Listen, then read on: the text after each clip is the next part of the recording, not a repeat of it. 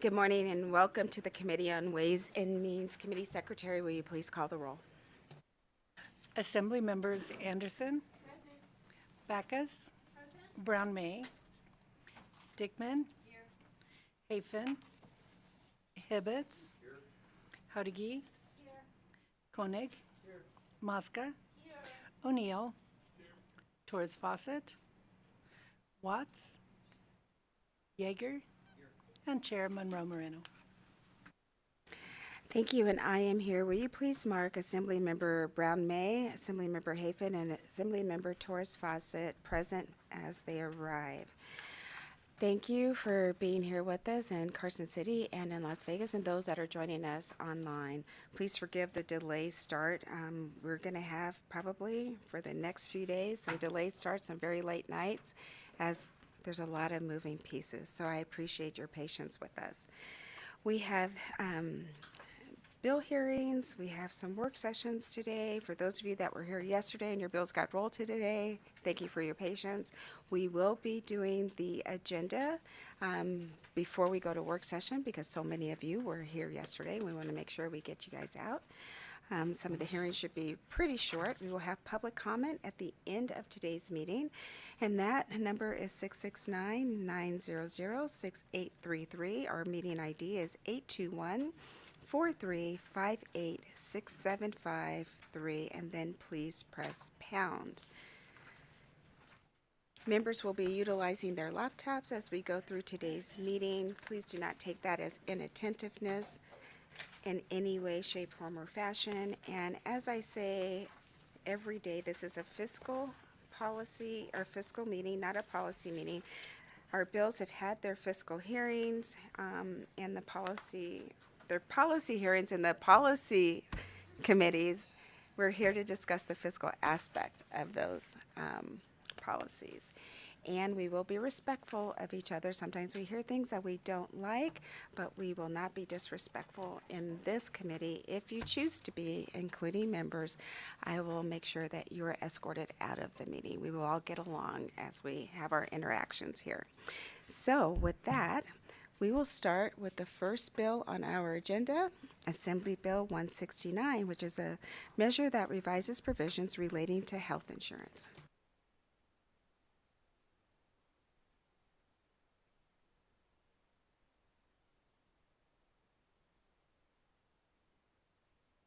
Good morning. Good morning, Chair Monroe Moreno, Vice Chair Backus, members of the Ways and Means Committee. I am Steve Yeager. I represent Assembly District 9 in Southwest Las Vegas, and I'm honored to present Assembly Bill 169 in its first reprint to you. This bill deals with coverage for speech-language pathology.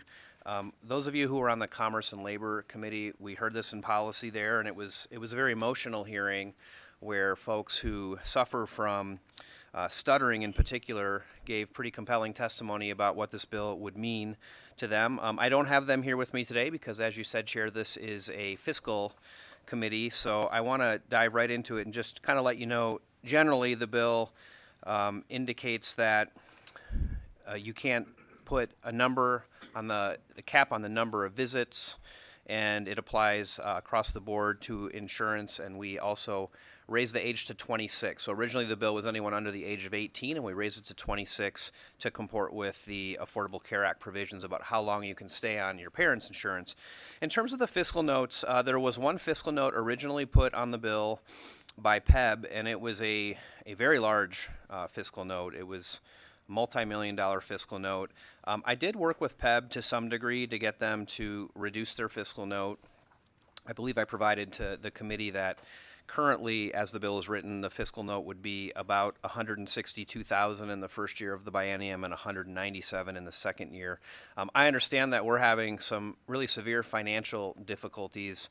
So, Chair, I do have a proposed conceptual amendment to the committee, simply removing PEB from the provisions of the bill to take care of that fiscal note. I will tell you that's not something I want to do. I don't know that it's great policy, but I think the underlying policy in this bill to provide this coverage is important enough that it ought to go in statute. And so my hope would be if this committee is able to process this bill with that amendment, that we could perhaps come back next legislative session and think about adding PEB back in and seeing what that fiscal cost is. But so that, Chair, is my presentation and my attempt to get this down to a zero fiscal note. And I'd be happy to take any questions. Thank you so much. Members, are there any questions? I know there were a number of fiscal notes for the fiscal impact to the school districts and counties, and they may want to speak to that.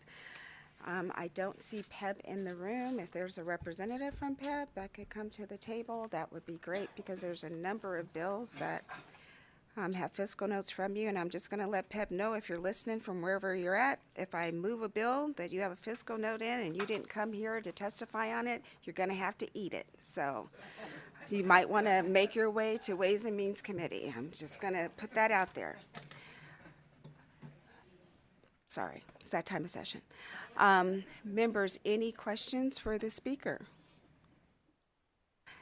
No, and I know that the school districts and counties are in the room. They'll probably come up in opposition or neutral to speak to their fiscal notes. So, Speaker, I thank you so much. Go ahead and take a step back, and we'll call to the table anyone that came to testify in support of Assembly Bill 169. Kent Irvin, ERVIN, Nevada Faculty Alliance. On a personal note, I benefited from speech therapy in elementary school and junior high.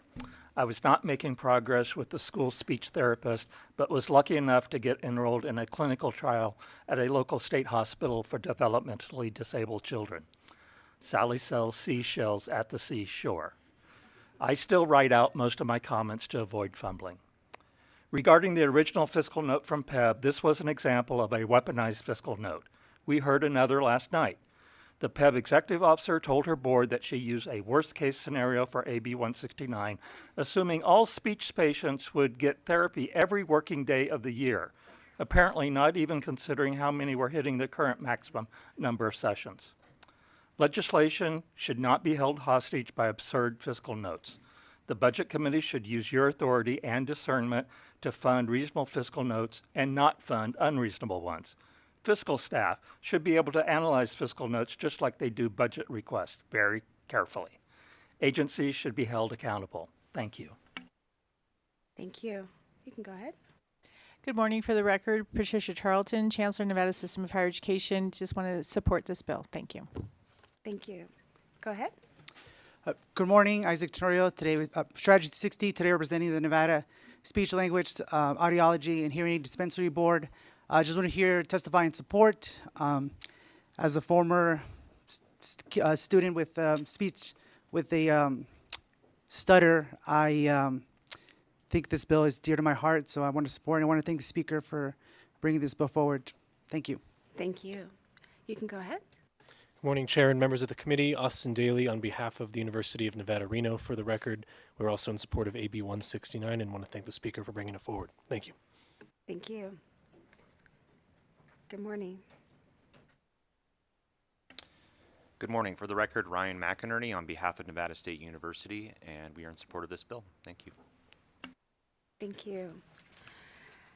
Not seeing anyone else here in Carson City to testify in support, and not seeing anyone at the table in Las Vegas. We'll go to our phone line broadcast. Do we have anyone joining us by phone that would like to testify in support of Assembly Bill 169? Testify in support of Assembly Bill 169. Please press star 9 to take your place in the queue. Chair, we have no, hold please.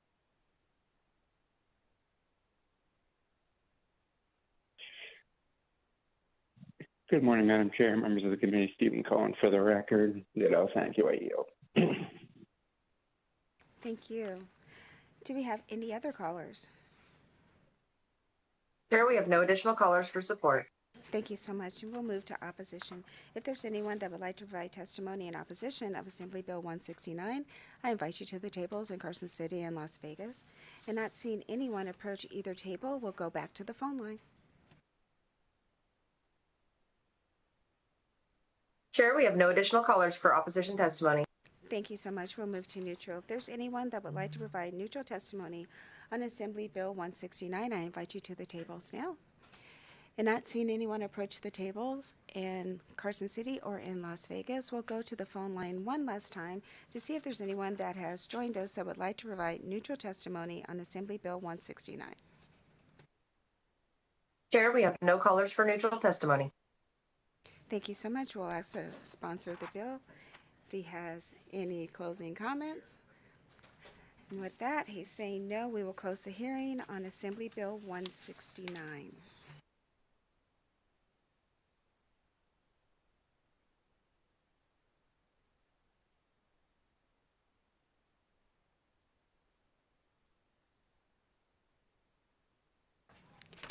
And we will open the hearing on Assembly Bill 397, which revises provisions relating to higher education.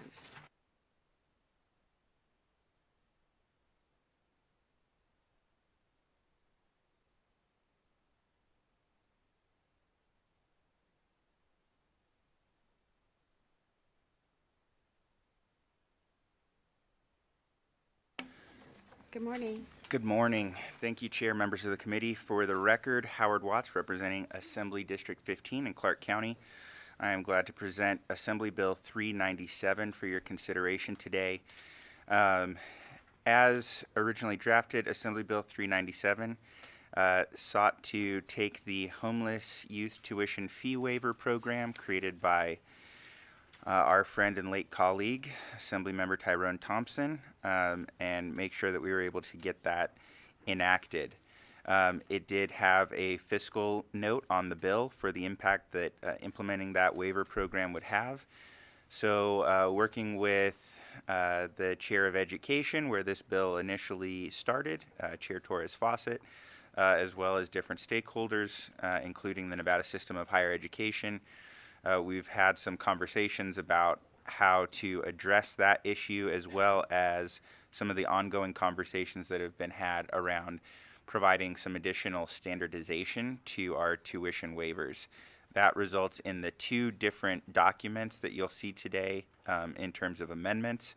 They are policy amendments, but they also do have fiscal impacts, so and they work together. We just weren't able to get them all compiled into one document. So I will quickly walk you through the provisions in both of these documents. And then I think you'll probably want to have the representatives from NCHE come up and speak to the revised fiscal impact. It is now our understanding that this will not have a negative fiscal impact with these amendments to the bill. So I will start with the amendment that is a mock-up of the bill. There are various changes in Section 1, working with NCHE just to streamline and help align the provisions for the homeless youth tuition waiver with some of the other waivers, and just to clarify some of the language, which was essentially what we were trying to get at, is that this cannot be self-attested.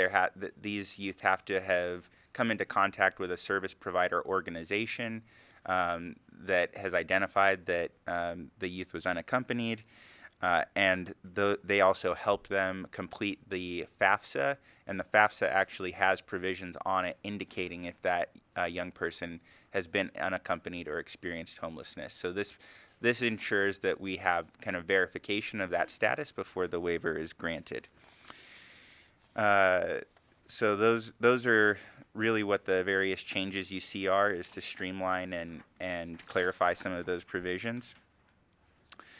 On page 4, towards the bottom, you'll see that we're adding a new section, and this is going to apply across all of the waiver programs as I continue to talk through the amendment.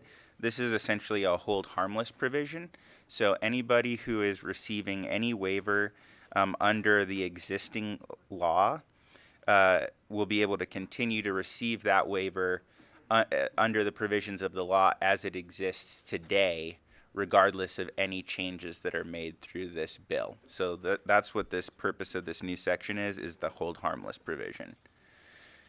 And those are really the changes that are in the mock-up piece. So I will now move to the conceptual amendment that I provided. It's 1 page long. And here's where some of the additional standardization comes into place. If you look through the waiver statutes, not every waiver currently requires students to complete the FAFSA or other financial aid application. So item 1, subsection 1, standardizes that across all of the waivers. One of the benefits to that is that we're making sure that students are making the attempt to bring in additional financial aid, and that the waiver is there to fill the gap to ensure that at the end of the day, students are not on the hook for their tuition, their registration fees. Section 2 basically modernizes the GPA requirement from a strict 2.0 to meeting satisfactory academic progress.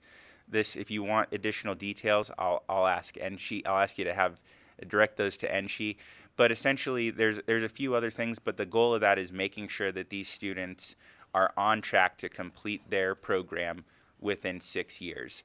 And it helps ensure that the institutions can work with those students to ensure that they're on track, not only in terms of maintaining that GPA, but getting their credits and advancing their coursework. Item number 2 in this conceptual amendment basically ensures that all waivers include other mandatory fees. You can see this includes things like differential program fees, special course fees, student fees, and technology fees. These are things that are not explicitly the registration or the laboratory fees, but get included when signing up for certain courses, and they are not optional. And so this is ensuring that we don't cover a few things, but then there's still some dollars that are outstanding that are not covered by the waiver. And so this will be standardized across all of the waivers. Item number 3, this would adjust all of the existing fee waivers with the exception of the Native American fee waiver, which has its own language, to make sure, and this essentially is getting at what I discussed with the FAFSA. So students need to seek and bring in whatever they can in terms of federal grants and student aid, some of the other state scholarship programs that we have, and that if whatever the balance that is left over, the waiver covers that to ensure that the students are not paying for their coursework.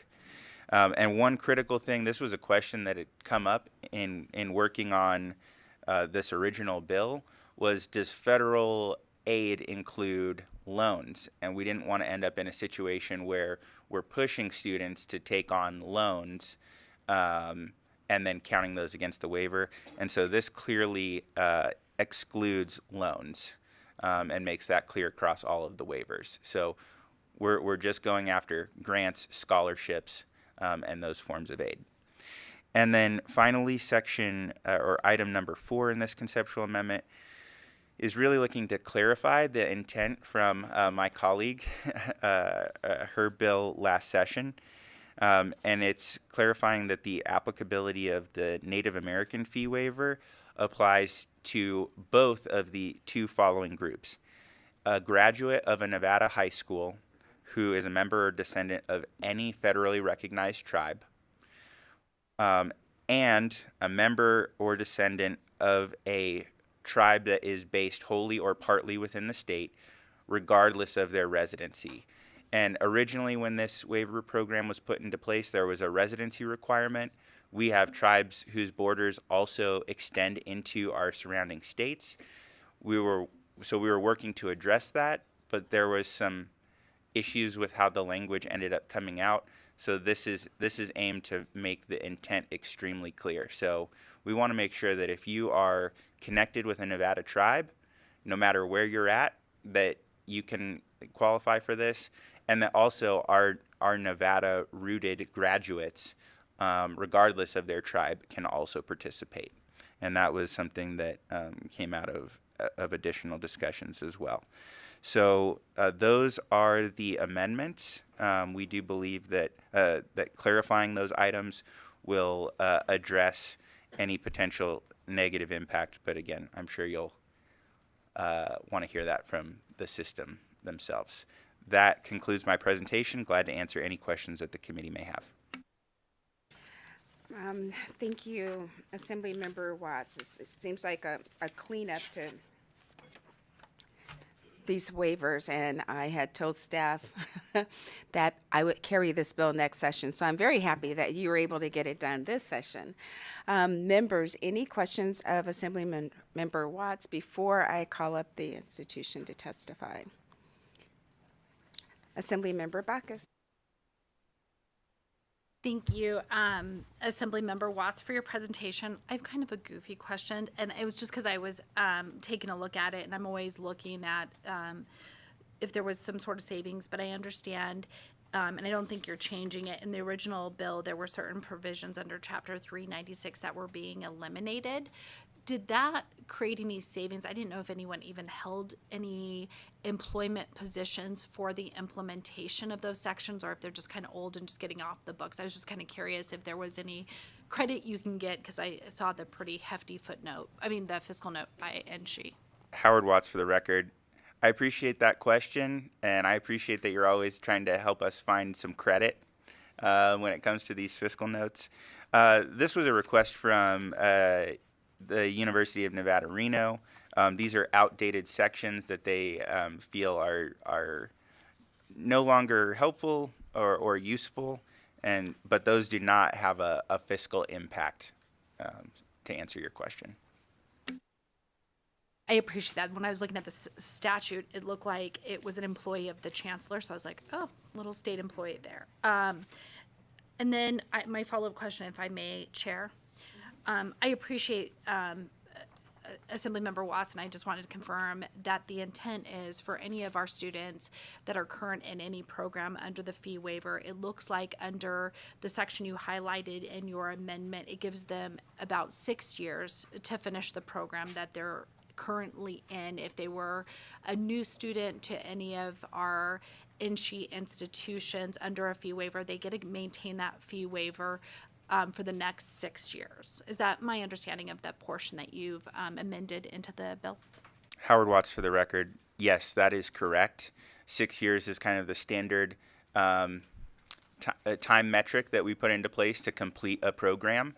And so this would ensure that any recipient of any of the waivers currently would be held harmless for that 6-year period so that they can complete their programs under the waiver as it exists today, if any of these changes would impact their eligibility. Thank you. Members, any other questions?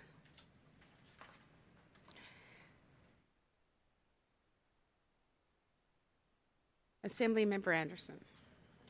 Thank you, and thank you, Chair. Thank you for all the work that you did on it. It's not really a question, but I really appreciate how much work. I think you started talking with me about this November of last year, but the fact that you recognized about the border areas, which is what we were trying to do with that other bill from last session and everything else, I just really appreciate it. So this way we can continue to have all of these waivers be successful and help more students go to school. So thank you, Chair, for that much time, and thank you for all the work that you've put into it, as well as the other individuals part of those discussions. Thank you. So we'll invite Angie to the table. Good morning.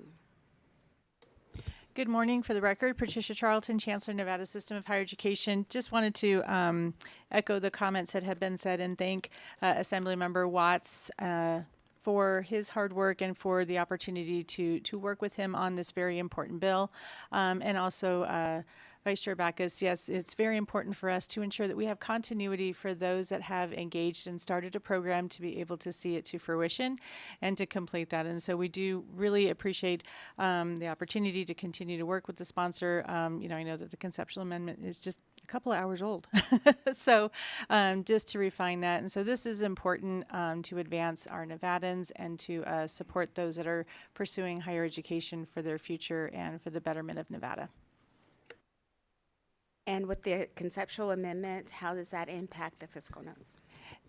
Thank you, Chair Monroe Moreno, and for the record again, Patricia Charlton. Yes, we believe that with the amendments and standardization of the fee waivers, that as we move through the implementation, that would remove the fiscal note and it would be cost neutral.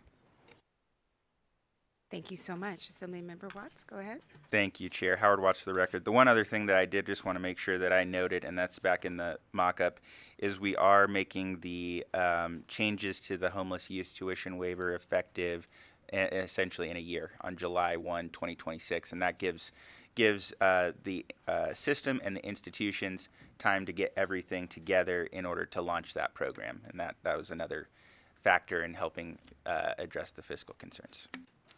Certainly, and if I could, just for the record, Patricia Charlton again, and the point for that effective date of 2026 is right now we have students that have already been admitted to programs that will begin either at the end of the summer or in the fall, and so wanted to ensure that there was no disruption. And then again, this would give us the opportunity to work on those processes and get the information in place for our institutions, particularly related to the homeless youth fee waiver. Perfect. Thank you. Thank you for working so hard on this to fix it, and all the stakeholders that worked on it. Members, any questions? Not seeing any. Thank you so much. I'll ask you to take a step back, and I'll invite to the table anyone that's here to testify in support of Assembly Bill 397.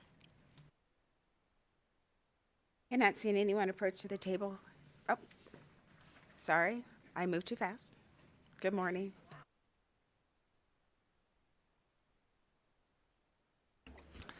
Kent Irvin, ERVIN, Nevada Faculty Alliance, in support of AB 397 as amended because it appears to improve the current fee waiver statutes. The NFA supports low fees and tuitions for all students if the state provides sufficient funding. The NFA has supported fee waivers for deserving groups in policy hearings with two conditions. First, fee waivers should be fully funded, preferably as a part of a budget mechanism that funds them based on actual enrollments and sends the monies to the same accounts as fee-paying students. Second, the student should have some nexus with Nevada. When we had a funding formula, the legislature only counted resident-weighted student credit hours, that is for Nevada residents. With online programs without a Nevada connection requirement, we could end up providing free courses to millions of students nationwide and thereby limiting access for Nevadans. For example, I believe there was a fee waiver bill that included all veterans anywhere. Fee waivers need to be sustainable, and that means the actual costs included in budgets to encourage institutions to enroll these students. Thank you. Thank you. You can go ahead. Good morning, Chair Monroe Moreno, sorry, and members of the committee. For the record, Leonardo Benavides with UNLV, here today in support of AB 397. We want to thank Assembly Members Watts and Assemblymember Torres Fawcett for bringing all the parties together in this very important discussion and making sure that we're following the original intent of its past for our Native American students and making sure that we're addressing our students here in Nevada and the tribes based in Nevada, as well as cleaning up some of the language throughout for all the waivers and standardizing, and also, of course, having support for our homeless students. So thank you very much. Thank you. For the record, Patricia Charlton, Nevada System of Higher Education. Sorry, I forgot to stay at the table to give my support. But again, Chair Monroe Moreno, members of the committee, I do also want to echo our support for this bill and thank again Assemblymember Watts and Chair Torres Fawcett for all of the support and work to advance this forward. So, and she is in support of this bill. Michael Flores on behalf of the University of Nevada, Reno. Also want to thank Assemblymember Torres Fawcett and Assemblymember Watts for bringing us all together, and also Assemblymember Anderson for all of her work on this to make this waiver even possible. And prior to last session, we'd had roundtables at the university with a lot of our tribal students who had a lot of concerns with some of the issues with tribes that go into other neighboring states. And so really glad that we were able to work on that last session. I know there's a little bit of issue on how it came out, but that true intent I think we're fixing today. And so thank everybody for that. And I also want to thank Assemblymember Watts for finding a home for our very random NRS change for our College of Science. So thank you. For the record, Ryan McInerney on behalf of Nevada State University. I think my colleague and colleagues said it very well. We are in support of this bill, and thank you to everyone for all your hard work in making this happen. Thank you all. Not seeing anyone else approach the table here in Carson City and no one at the table in Las Vegas, we'll go to our phone line. Do we have anyone that would like to testify in support of Assembly Bill 397?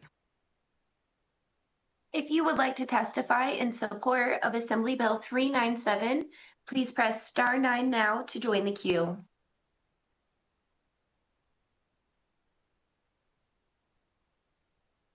Chair, it appears we have no callers for support testimony. Thank you so much. We'll move to opposition. If there's anyone that would like to testify in opposition of Assembly Bill 397, I invite you to the tables. And not seeing anyone approach the table here in Carson City and no one at the table in Las Vegas, we'll go once again to the phone line. Do we have anyone that would like to provide testimony in opposition of Assembly Bill 397? To testify in opposition to Assembly Bill 397, please press star 9 to join the queue.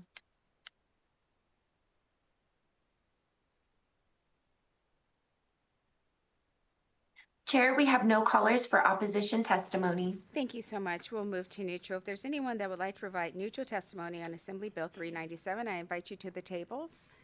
And not seeing anyone approach the tables in Carson City or in Las Vegas, we'll go to the phone line one last time to see if there's anyone that would like to provide neutral testimony on Assembly Bill 397. If you would like to testify in neutral for AB 397, please press star 9 to join the queue.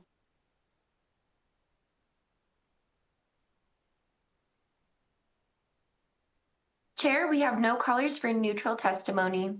Thank you so much. We'll ask the sponsor of the bill if you have any closing comments. Thank you, Chair. Howard Watts for the record.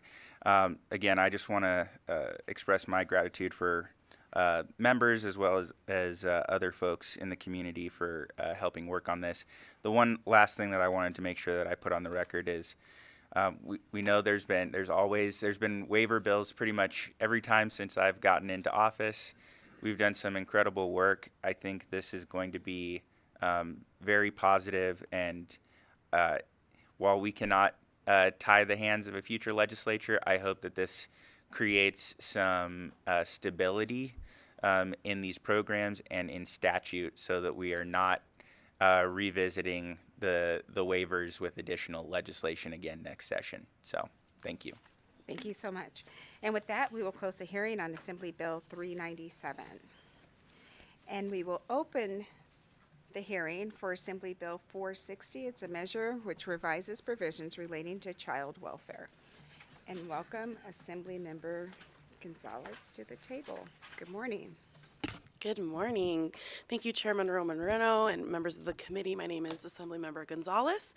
The first fiscal note that was applied to this bill was under Section 6 in the first print of the bill because it was creating a new pocket of money the way that it was written based on like federal government money. So we struck that section out, and the Department of Child and Welfare Services has removed that fiscal note. The other fiscal note that was attached to this bill was an appropriation for $1 million for the Trauma Recovery Fund.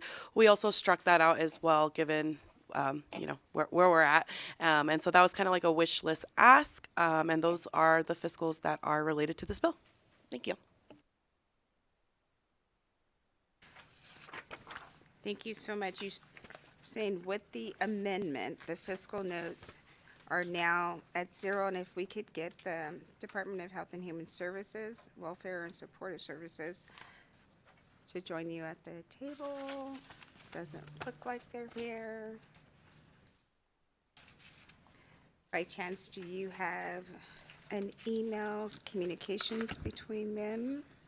Cecilia Gonzalez for the record. Yes, it is in your inbox as well. You were CC'd on the email. It should have been from yesterday, either like 10, maybe 11 a.m. that they confirmed that the fiscal was removed with the amendment.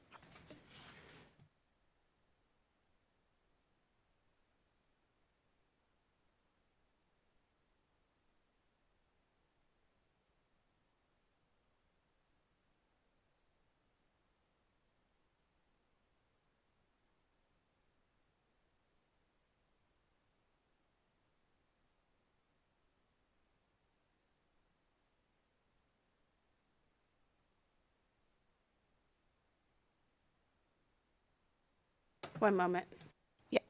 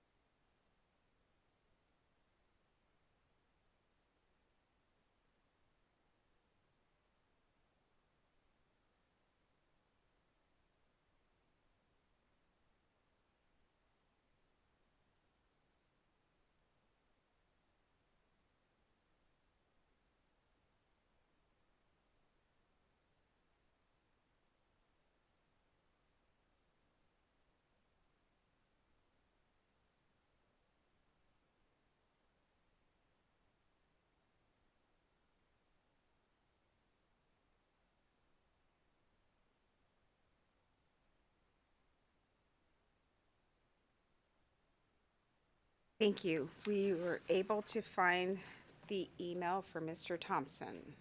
Okay, Yes. awesome. Members, do you have any questions, seeing that the fiscal note has been removed from Assembly Bill 460?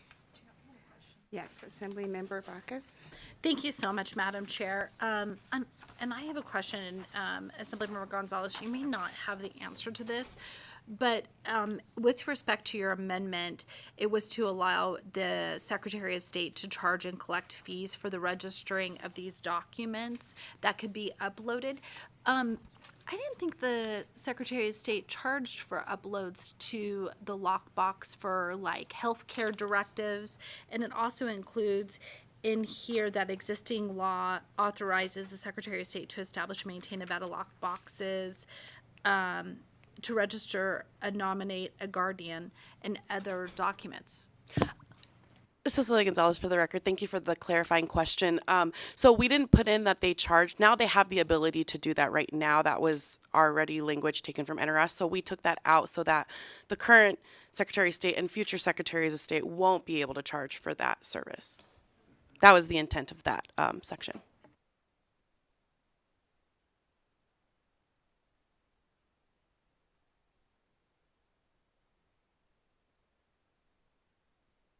Hello again. I just missed a key part. Okay, well, thank you. Did you have anything else to add, members? Does anyone have any questions for Assemblymember Gonzalez? Okay, with that, go ahead and sit back, and we'll go ahead and open up the hearing on Assembly Bill 460 to take testimony in support of the bill. Anyone here in Carson City or in Las Vegas, please make your way forward. Thank you so much.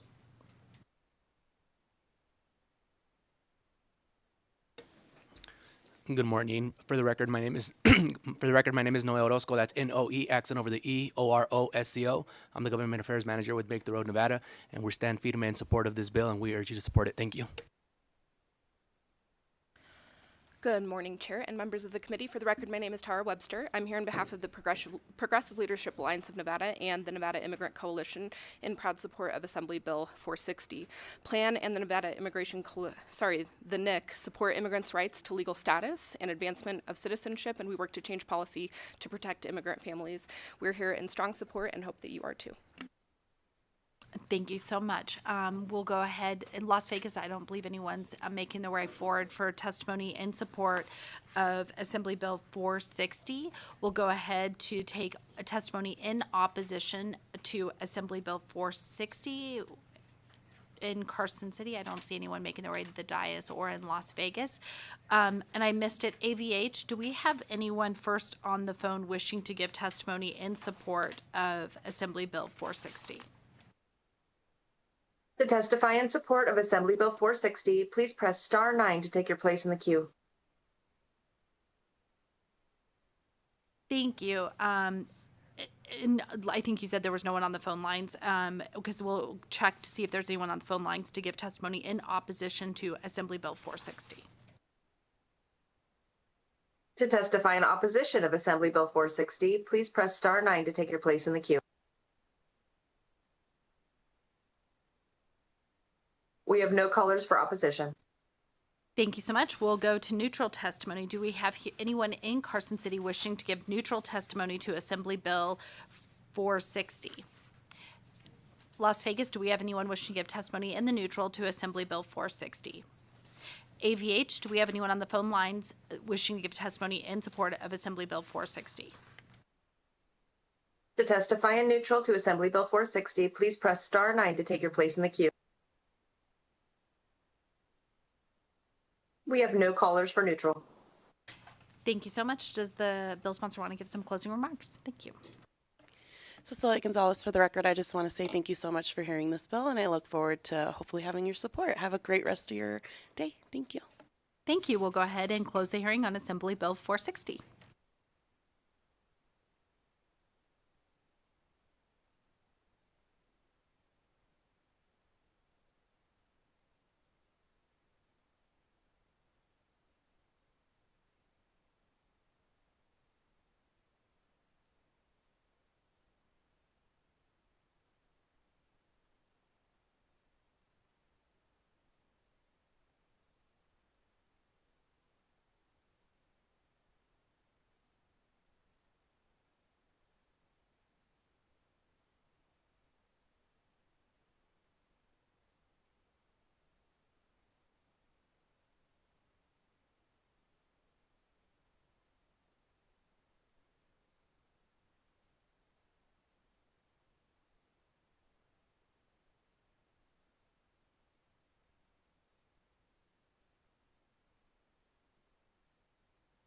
Thank you, Madam Vice Chair, for stepping in for me.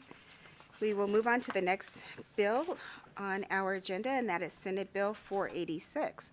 486 makes appropriations to the Nevada Promise Scholarship Account and the account for pensions for scoliosis, disease related to asbestos, and other disabilities. Good morning, down south.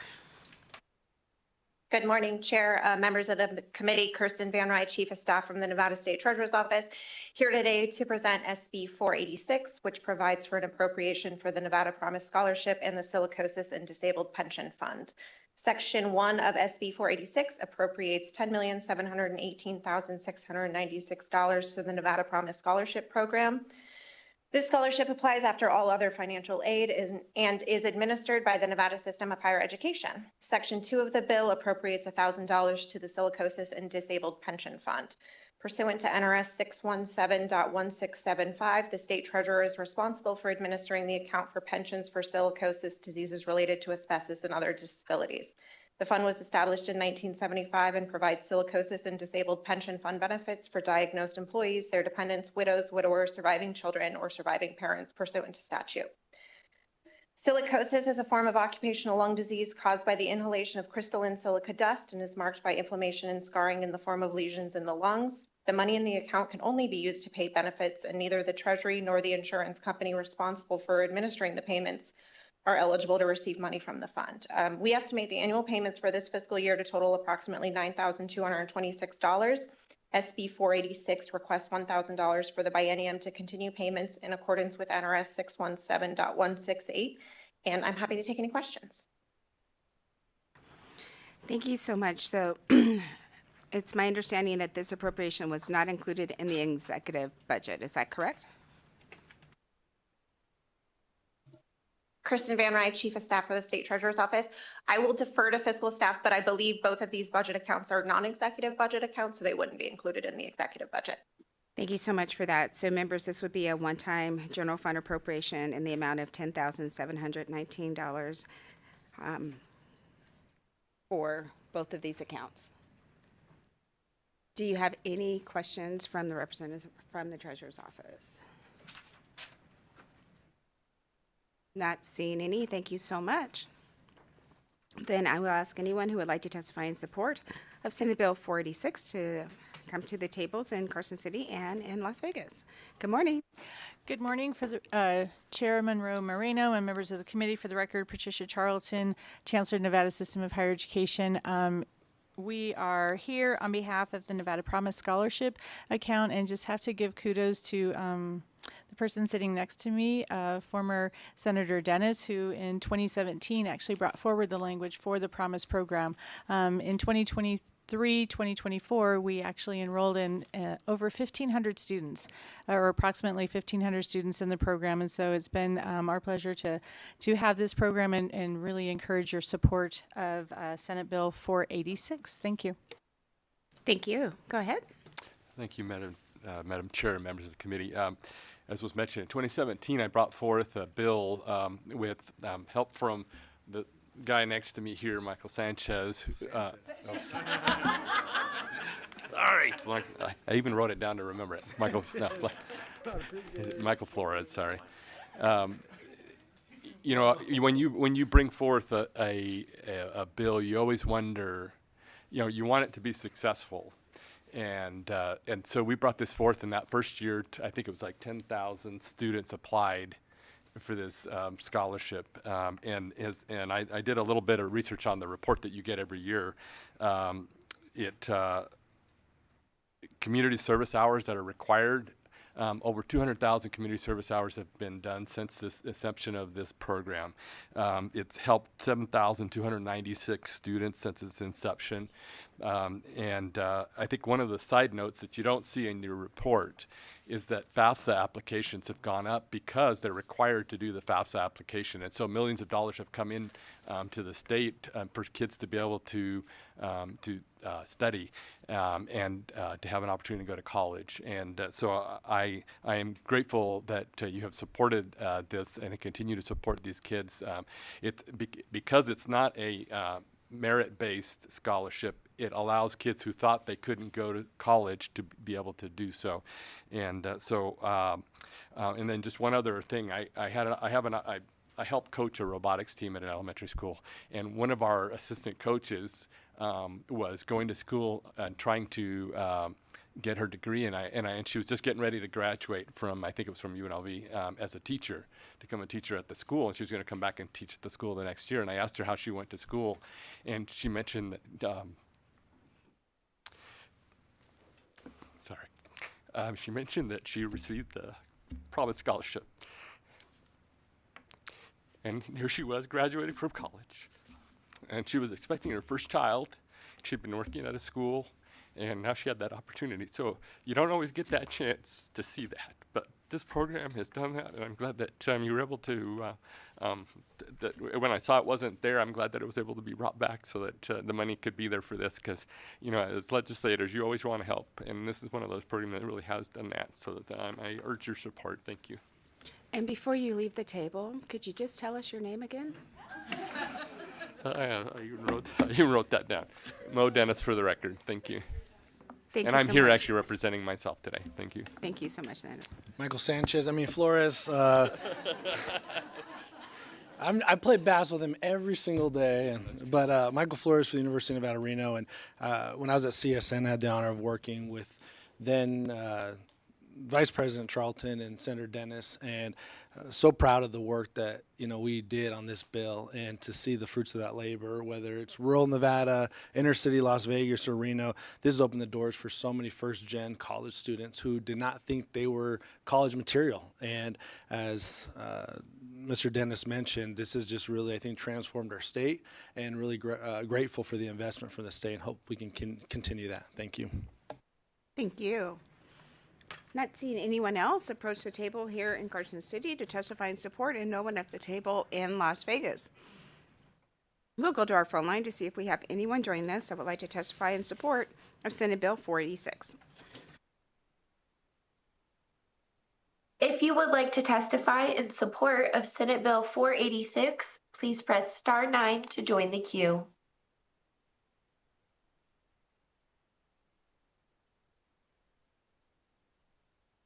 Chair, we have no callers in support.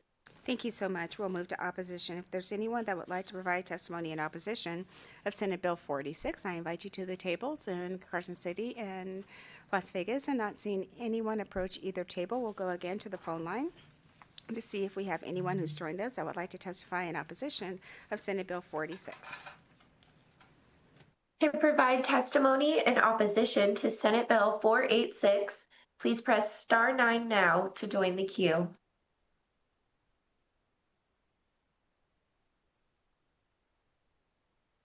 Chair, we have no callers for opposition testimony. Thank you so much. We will move to neutral. If there's anyone that would like to provide neutral testimony on Senate Bill 486, I invite you to the tables. And not seeing anyone approach the table in Carson City or in Las Vegas, we'll go to the phone line one last time to see if there's anyone that would like to provide neutral testimony on Senate Bill 486. To provide testimony in neutral for Senate Bill 486, please press star 9 to join the queue.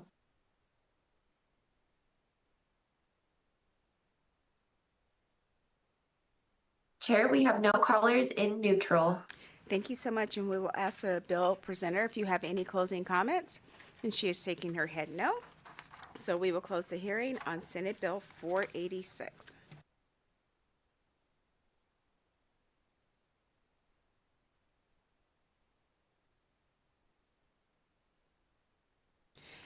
And we will open the hearing for Senate Bill 491, which makes appropriations to the Training Division of the Department of Public Safety for the replacement of equipment, computer hardware, associated software, beds, and mattresses, and for the maintenance of projects and services. Good morning, and thank you for being with us for 2 days. Good morning, and it's my pleasure. Good morning, and thank you, Chair and committee members. I'm James Simpson, SIMPSON, a major with the Department of Public Safety and the Chief of the Training Division. I'm here to present Senate Bill 491, which makes one-shot appropriations to the Training Division of the Department of Public Safety for the replacement equipment, computer hardware, and associated software, beds and mattresses, and for the maintenance of projects and services. The training division is funded by general and highway funds, 49% being general funds and 51% being highway funds. And each section 1 and 2 go together, 3 and 4 together, so I'm going to go through those that way. Section 1 and 2 replace equipment for the training officers. That would be our firearms or handguns. Section 3 and 4 replace computer hardware and associated software. Sections 5 and 6 replace the dormitory beds and mattresses. Section 7 and 8 fund the building maintenance projects at the training division facility in Carson City. And sections 9 and 10 are for janitorial, landscaping, and other maintenance services at the training division facility, also in Carson City. Thank you, and I'm available to answer any questions the committee may have. Thank you so much. And members, this bill and the appropriations within it were included in the executive budget. Does anyone have any questions? Not seeing any. Thank you so much for being here. And we'll move to Thank you. testimony and support.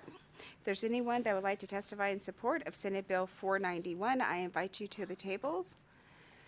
Not seeing anyone approach the table here in Carson City or in Las Vegas, we'll go to the phone line. Do we have anyone joining us by phone that would like to testify in support of Senate Bill 491? To testify in support of Senate Bill 491, please press star 9 to take your place in the queue.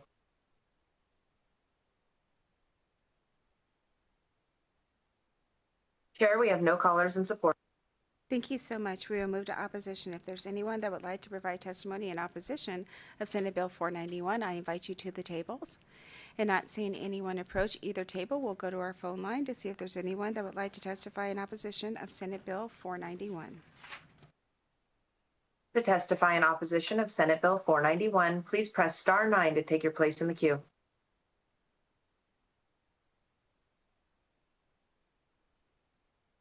Chair, we have no callers in opposition. Thank you so much. We'll move to neutral. If there's anyone that would like to provide neutral testimony on Senate Bill 491, I invite you to the tables. Not seeing anyone approach either table, we'll go to the phone line one last time to see if anyone has joined us to testify in the neutral position on Senate Bill 491. To testify in neutral to Senate Bill 491, please press star 9 to take your place in the queue.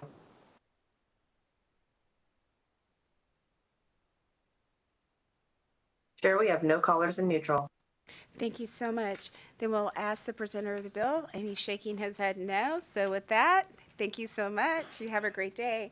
We'll close the hearing on Senate Bill 491.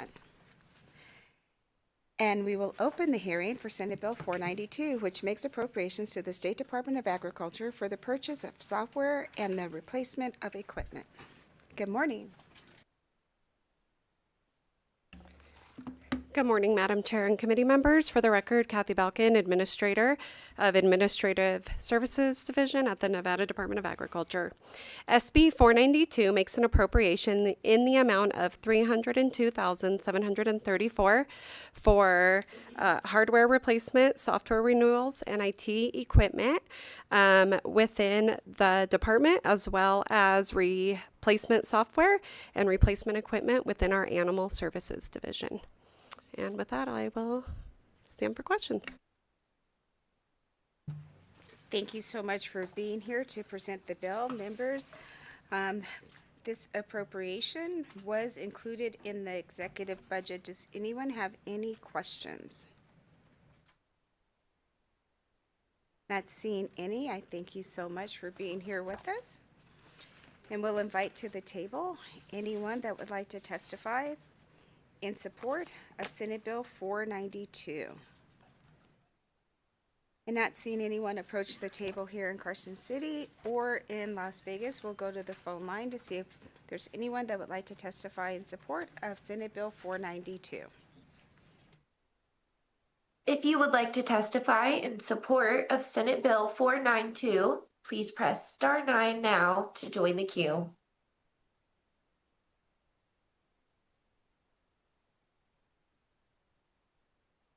Chair, we have no callers in support. Thank you so much. We'll move to opposition. If there's anyone that would like to testify in opposition of Senate Bill 492, I invite you to the tables. And not seeing anyone approach either table, we'll go to the phone line again. To provide testimony in opposition to Senate Bill 492, please press star 9 to join the queue.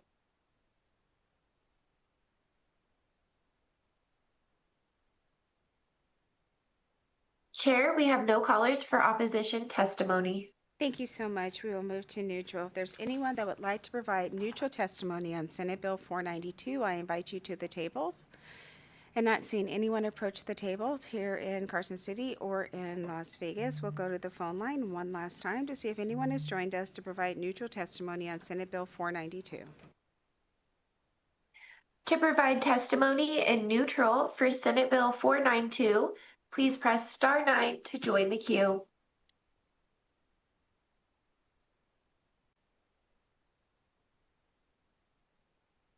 Chair, we have no callers in neutral. Thank you so much, and we'll ask the presenter who's shaking their head no. We will close the hearing on Senate Bill 492. Thank you for being here with us this morning.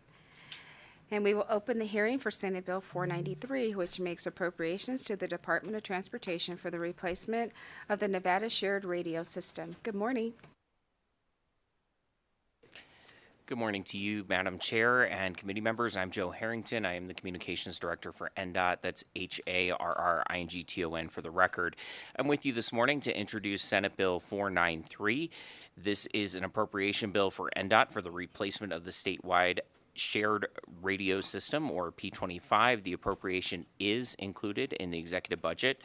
The P25 migration project began in 2019. NDOT entered into a private-public partnership with NV Energy and Washoe County due to each agency owning significant radio infrastructure across the state.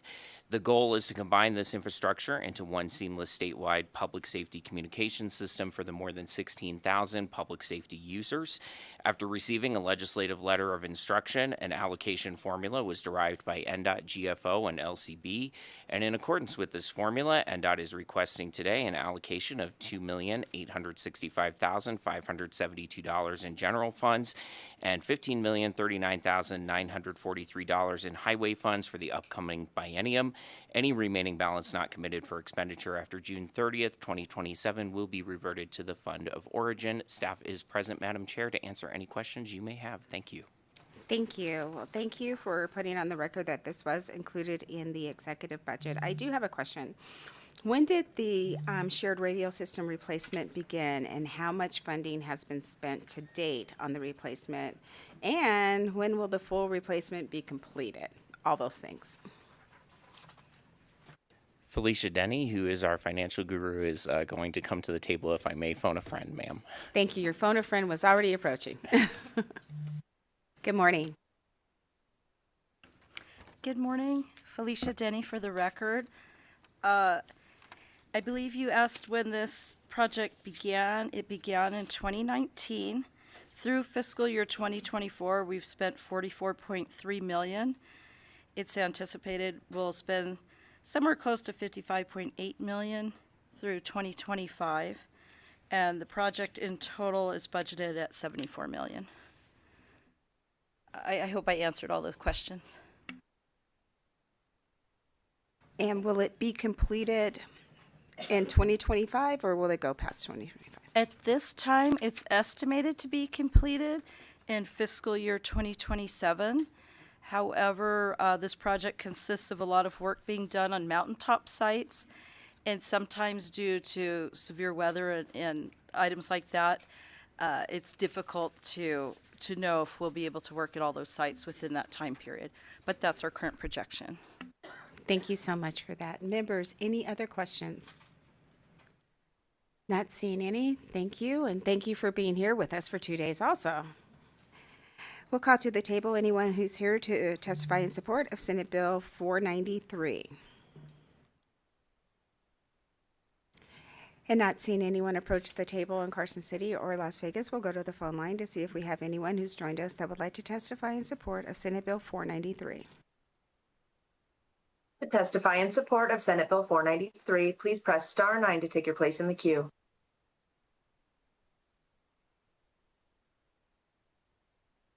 Chair, we have no callers in support. Thank you so much. We'll move to opposition. If there's anyone that would like to testify in opposition of Senate Bill 493, I invite you to the tables. I'm not seeing anyone approach the tables in Carson City or in Las Vegas. We'll go to the phone line one more time to see if there's anyone that would like to provide testimony in opposition of Senate Bill 493. To testify in opposition to Senate Bill 493, please press star 9 to take your place in the queue.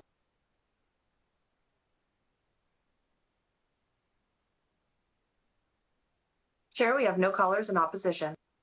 Thank you so much, and we'll move to neutral. If there's anyone that would like to provide neutral testimony on Senate Bill 493, I invite you to the tables. And not seeing anyone approach the tables in Carson City or in Las Vegas, we'll go to the phone line one last time to see if there's anyone that would like to provide neutral testimony on Senate Bill 493.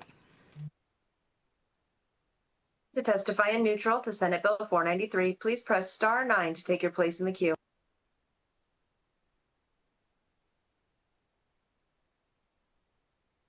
Chair, we have no callers for neutral. Thank you so much. We'll ask the bill presenters if you have any closing comments. They're shaking their head no, so we will close the hearing on Senate Bill 493. And we will open the hearing for Senate Bill 498, which makes an appropriation to the Nevada System of Higher Education to expand undergraduate and graduate nursing programs at institutions within the system. Good morning.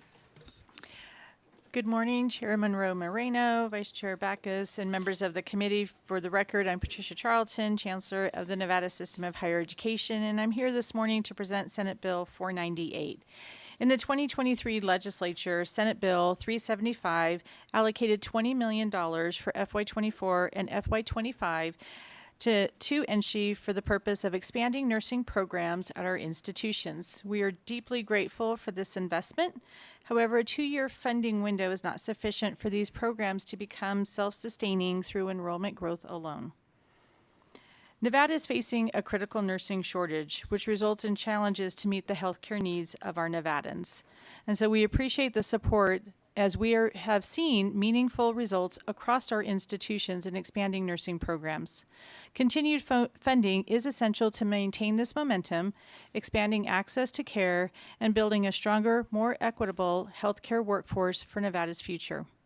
If this funding is discontinued, we would be forced to reduce our nursing programs to the pre-funding levels at a time when our state is already facing a critical healthcare shortage. We do have representatives from our nursing programs here today, both in Carson City. I don't see anybody in Las Vegas who will also be able to provide additional information should the committee have specific questions. In addition, before you is a conceptual amendment in consultation with the chair. We'd also like to offer this for your consideration, and that includes Section 2 and Section 3. And so, Chair, we stand ready for any questions should the committee have any. Thank you so much. If there is someone from the nursing program that wanted to testify, I'll invite you to the table to join them at this time. Chair, yes, we do. Just wanted to give you an opportunity to say anything you want about this bill.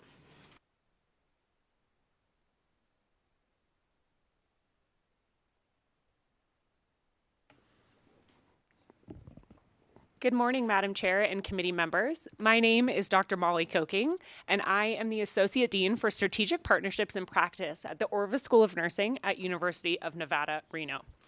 I am here to testify in strong support of SB 498. Nevada ranks in the bottom 5 in the nation in nurses per capita. To reach the national average of 9.2 nurses per the 1,000 residents, Nevada needs to add more than 4,000 additional RNs to the workforce. In the last biennium, the legislature appropriated $20 million to NSHE institutions to grow our capacity to educate nurses to serve Nevada. The bill currently under consideration, SB 498, would sustain that growth. With the previous round of funding at UNR, we grew our faculty ranks by almost 30%, which enabled us to move all of our nursing programs into fully year-round offerings. We invested in simulation facilities and equipment to improve the clinical preparation of our nursing students. And with this increased faculty and simulation capacity, we have grown our academic programs, now admitting 96 bachelor students twice per year, an increase from the 72 students before the SB 375 funding. Concurrently, we are launching a new cohort of our nursing program at the Lake Tahoe campus, where the clinical focus will be on preparing nurses for rural and community-based practice. And I am also pleased to share that 2 weeks ago, we graduated our largest ever nursing class. With this continued funding, we will sustain the growth that we have achieved to date and launch a new accelerated bachelor's option to streamline entry into the nursing workforce for people with degrees in other fields. However, without the sustained legislative investment, it would be a challenge to sustain the growth that we have achieved in the past 2 years, and it will not be possible to undertake continued growth. I urge you to support SB 498 and continue investing in Nevada's nursing workforce. Thank you so much. Thank you. I believe we have a few questions. Assemblymember Bacchus. Thank you so much, Madam Chair. My questions may be for the Chancellor because I want to look at all of our NSHE institutions that could have benefited from the money. I mean, obviously, I've just heard from UNR, but can you kind of elaborate like what other institutions have done to expand their program? And I know it was just the last biennium and it's probably longer than just a 2-year program, but if you have any idea like the number of seats that were expanded at the different institutions, that'd be great. Certainly. Chair Monroe, Vice Chair Bacchus. So thank you for the question. For the record, Patricia Charlton, Chancellor, Nevada System of Higher Education. So all of our institutions, our teaching institutions, did benefit and have expanded their nursing programs. Our 4 community colleges, Nevada State University, and both universities as well. And during that time, each of our institutions have added faculty and staff in support of the nursing program. Total number of new faculty across the system was 49 faculty added, and 25 additional staff could be in clinical simulation and other types of areas. And so in addition, we have also seen increased enrollment. And so, for example, in FY24, yes, in FY24, we had 2,233 students, and by the end of the biennium, if this is funded, we're estimating just under 2,800 students across the system. Also leading in, those would be in enrollment areas. And so then also growing graduates significantly as well by increasing probably by 400 to 500 graduates alone across NSHE. That's pretty incredible. I'm just thinking that's over like 15, close to 20% increase. But my next question would be, what is the process that this system or the Board of Regents utilizes to determine how the funding is being allocated between the institutions that are offering the nursing programs? Thank you, Vice Chair Bacchus, Chris Fatone for NSHE for the record. The process used this past biennium, I believe, looked at the enrollment across the institutions and established a floor, so a base floor level of funding for the smaller institutions to be able to expand their programs. I think we're looking at just revisiting those calculations and working with the campuses to determine the appropriate allocation to continue the funding in the next biennium. Thank you, Madam Chair. And always when I look at these funds, and it's across the board for all of our divisions and departments, when we do one-shot type funding, I know sometimes it's hard to plan into the future to kind of roll this into a base budget. But how does NSHE plan to ensure that our institutions have the adequate base funding going forward into future biennium? I know this year it seems like we're committed to a one-shot, but just thinking about this going into the future to sustain that we can graduate like 2,800 nurses in future biennia. Certainly, and Vice Chair Bacchus, for the record, Patricia Charlton. So several factors. So this funding came late in the 23 session. And so for the institutions to be able to scale up, in fact, recruiting nursing faculty did take some time. These are some of the hardest faculty for us to recruit and to retain. And mostly that's because of compensation levels and such high demand. The institutions needed some time to also get clinical sites aligned, as well as to, in some cases, build additional labs and different teaching facilities also to be able to support the increased growth. These are very specialized laboratories and classrooms. And so it is our expectation that, one, because these students were not counted in the first year of the biennium, which for the purpose of NSHE goes into our weighted student credit hour calculation, we don't have those won't actually be applied until we go into the 27 session. So that growth won't be applied until you go into 27-28 for the state funding. And then also the continued scale up of student fees will also be then realized over a biennium. The ability to continue to grow and increase capacity will be difficult without adding more faculty along the way. This is one that is very restricted and limited as it pertains to faculty-student ratios, and that's really for safety. You can have a lecture that has a normal class size, but it's really when you get into those laboratories, those clinical experiences, where you do have specific and prescribed ratios. I hope that answers the question, but it should be caught up in the next legislative session for both a full realization of the student fee income as well as the general fund support for the increased growth. Thank you so much, Chancellor, and I also appreciate the consideration of the friendly amendment, because obviously some of our smaller institutions are going to need some space to grow out whatever program and to support increasing the number of nurses that we have in our state. So thank you so much. Certainly, for the record, just wanted to give appreciation for the committee for that support. Assemblymember Hadeke. Thank you. And I have to ask, because you brought up the student to teacher ratios. So last legislative session, we also passed a bill that would that would remove that limit that you guys have, because by regulation, it was 8 students per teacher in nursing schools. And it's very low compared to other states. And so we passed a bill to remove that limit to allow those numbers to increase to 12 students per teacher, and you have yet to take advantage of that in any of the institutions. That, from my understanding at our last IFC meeting when I brought this up. And so why have you thought about using any of this money that's being appropriated for the next fiscal biennium to maybe add support staff to teachers so that we can increase to 12 students per teacher? Because then that would add 50% more seats in the state and 50% more students that were graduating every year. Hi, again, Dr. Molly Coking, UNR. So really that ratio pertains to in-person clinical experiences, right? So adding support staff to a clinical faculty member when they're out in the community setting doesn't alleviate the concerns for potential threats to patient safety and or a high quality experience in educational experiences, again, outside in the community. We certainly have added support staff in the context of simulation staff, for instance, at Orvis, as we've built out our simulation program, we have support staff within the campus that supports students in high quality simulation experiences, but that doesn't address the concerns of providing high quality patient care out in our communities.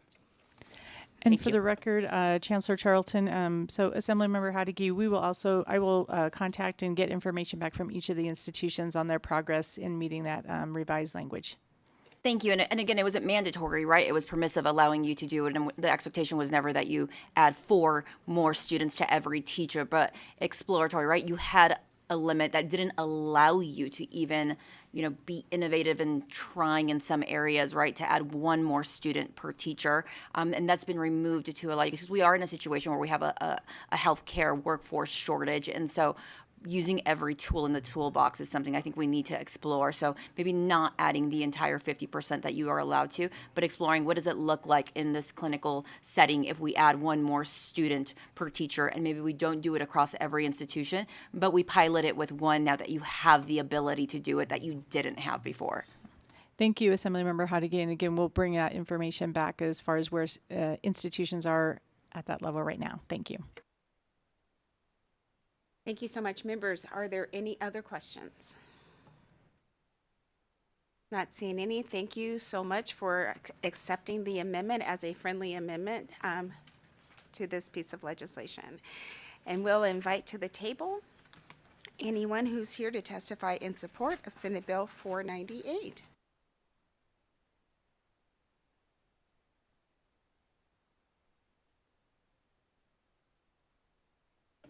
You can go ahead. Thank you, Madam Chair. Alex Tanchek with Silver State Government Relations, representing the Nevada Advanced Practice Nurse Association, here in full support of the bill. Thank you. Good morning, Madam Chair, committee members. Todd Inglesy, representing SEIU. We support this bill. We understand the importance that building these programs, getting these nurses into the field are, along with other bills this session that we're focusing on. Keeping our nurses who are in the field and setting them up for success are very important. We support this bill. Thank you. Good afternoon, Chair Monroe Moreno. For the record, Leonardo Benavides with UNLV. We submitted a letter of support from our Dean of the Nursing School, Dr. Sigrid Barrett.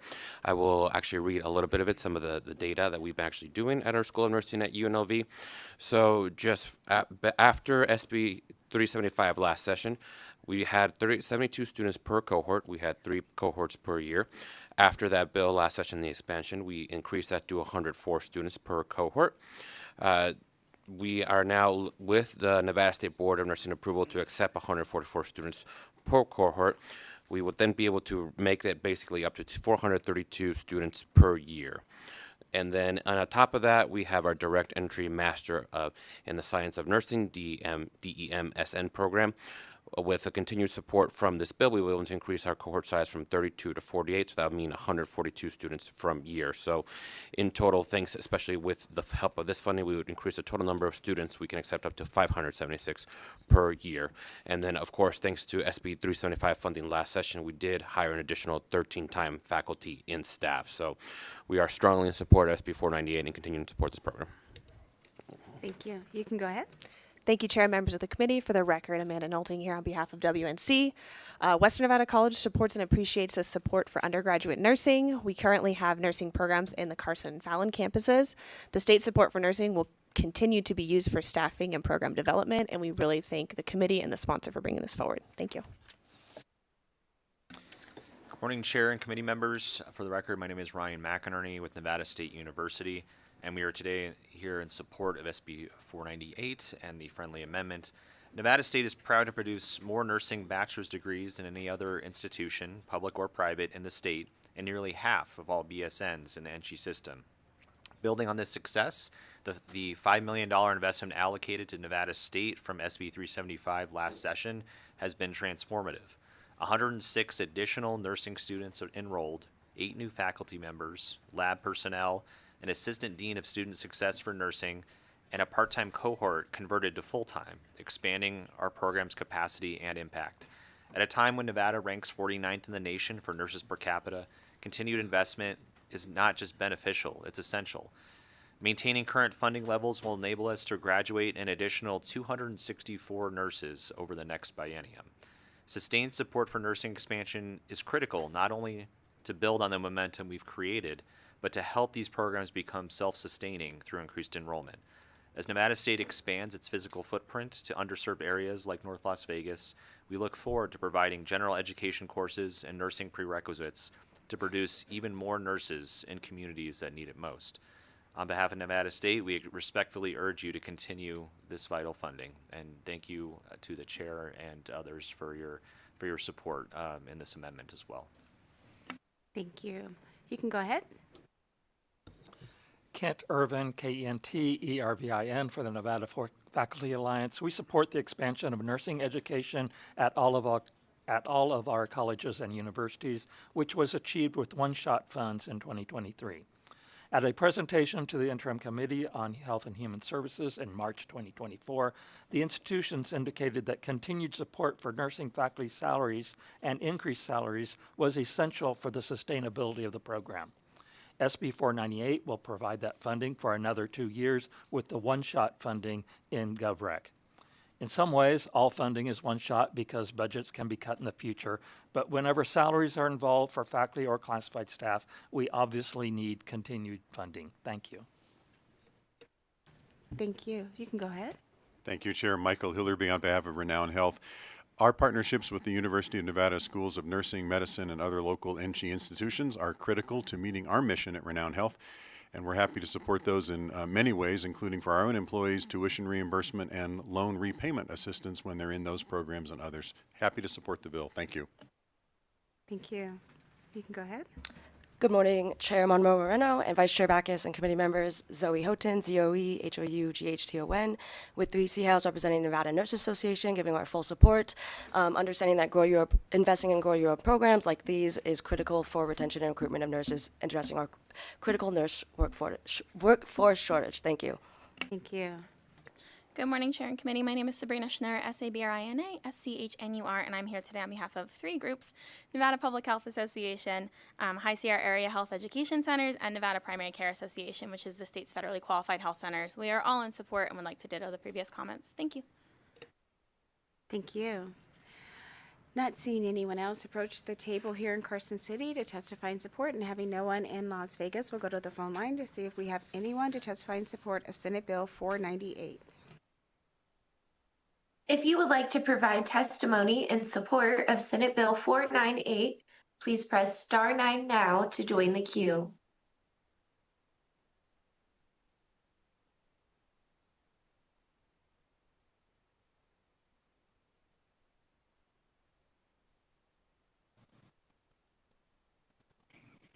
Good morning, Madam Chair and members of the committee. My name is Renee Ruiz, RENEE RUIZ. I am with National Nurses United, National Nurses Organizing Committee of Nevada, and we are in full support of this bill and other bills that would not only create new nurses, but also keep nurses practicing in the state of Nevada. Thank you. Thank you. Next caller.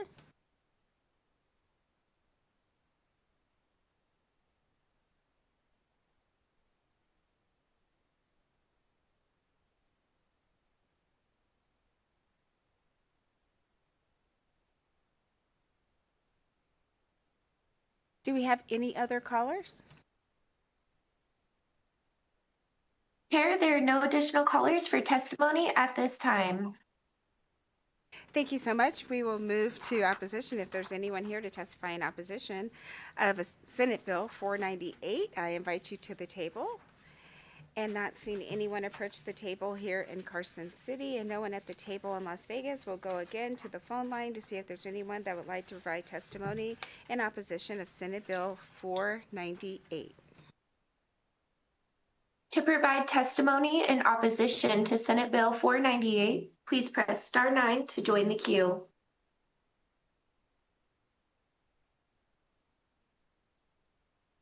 Chair, we have no callers for opposition. Thank you so much. We'll move to neutral. If there's anyone that would like to provide neutral testimony on Senate Bill 498, I invite you to the tables. And not seeing anyone approach the table in Carson City or the table in Las Vegas, we'll go to our phone line one last time to see if there's anyone that would like to provide neutral testimony on Senate Bill 498. Thank you, Chair. We have no callers for neutral. Thank you so much. We'll ask the sponsors, and they're shaking their head no on closing comments, so we will close the hearing on Senate Bill 498. And we will open the hearing for Senate Bill 499, which revises provisions relating to the state financial administration. All right. Good morning, Madam Chair, committee members. For the record, my name is Colby Nichols. I'm a program analyst with LCB Fiscal Analysis Division. Just a brief reminder, as part of your nonpartisan legislative staff, I neither support or oppose any piece of legislation. I am here to give an informational overview of SB 499, which relates to the Division of Forestry. SB 499 was introduced on behalf of the Joint Money Committees and relates to several recommendations and actions that were taken by the full Joint Money Committees in their review and closing of the division's budgets. Section 1 of the bill relates to the renting out of agency-owned housing.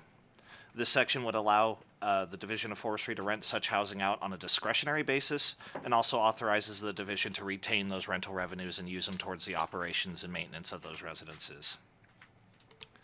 Section 2 codifies in statute the division's ability and the process to request a general fund advance.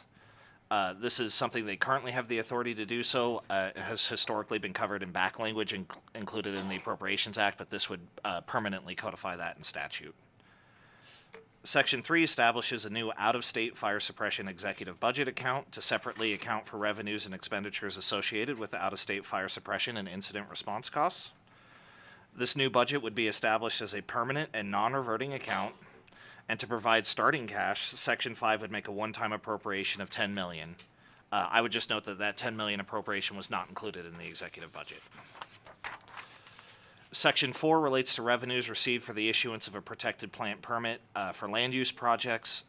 Similar to the rental revenues, the purpose here is to allow the division the ability to retain those revenues and use them for purposes as established in the bill. And finally, Section 6 establishes an effective date of July 1st, 2025. Approval of this bill would implement the budgets, allow the agency to implement the budgets as approved by the Joint Money Committee. So that concludes my presentation. Happy to stand for questions, and I know we have representatives from the agency here as well. Thank you so much. Members, for those of you that have been on IFC, you know that we get a number of work programs for this division, and this bill is what we hope to be a step in the right direction to fix that moving forward.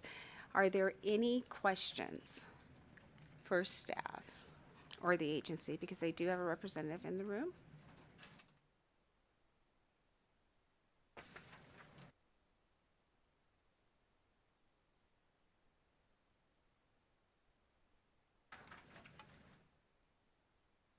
All right, not seeing any questions. Members, on May 20th at the Interim Finance Committee, you may remember that we approved the authorization of $17,359,038 in prior year refunds with corresponding expenditure authority in both the fire suppression costs and prior year claims category.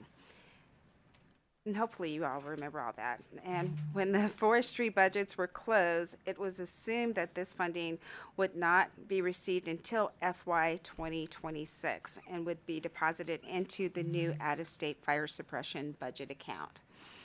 However, since that time, this funding was received in FY 25, and fiscal staff would recommend, and the chair would recommend, that an amendment be made to the bill to add the general fund appropriations of that to the new out-of-state fire suppression budget account in FY 26 in order to ensure that we have sufficient resources to provide for in this account. So that would be the chair's amendment for this bill. Any questions on that? Assembly Member O'Neill, and hopefully I can answer it. I know you can. I'm just not doing the math fast enough. That would, so it would be the 10 million plus what we allocated from IFC? Yes, That's correct. okay. I just want to make sure I understood correctly. Thank you, Chair. That was an easy question. Thank you.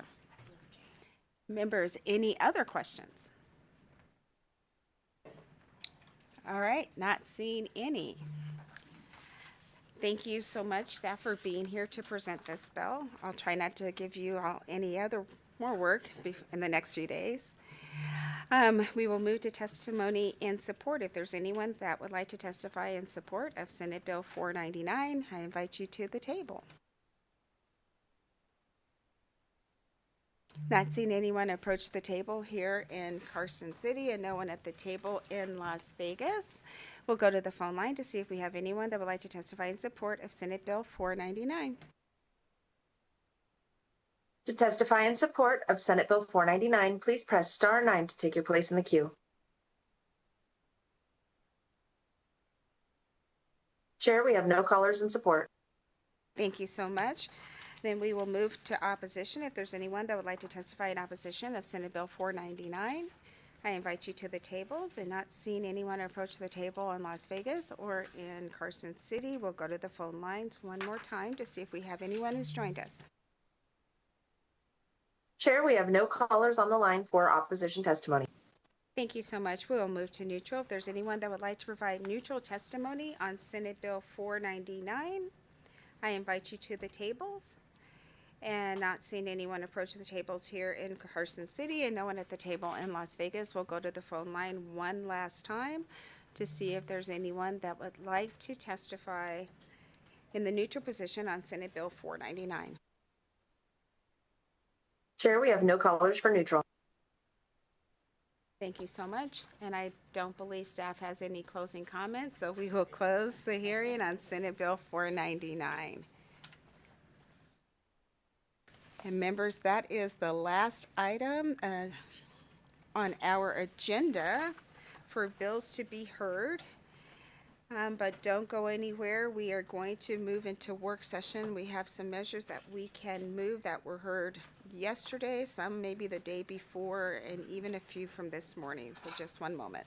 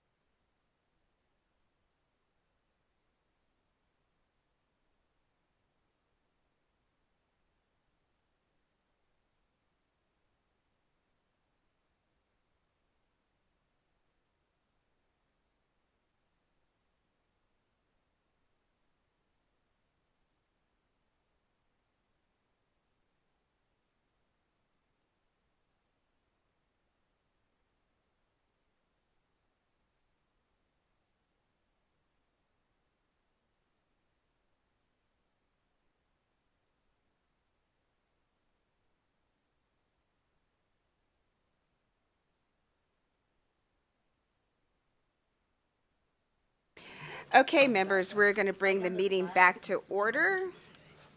We have a few bills for work session.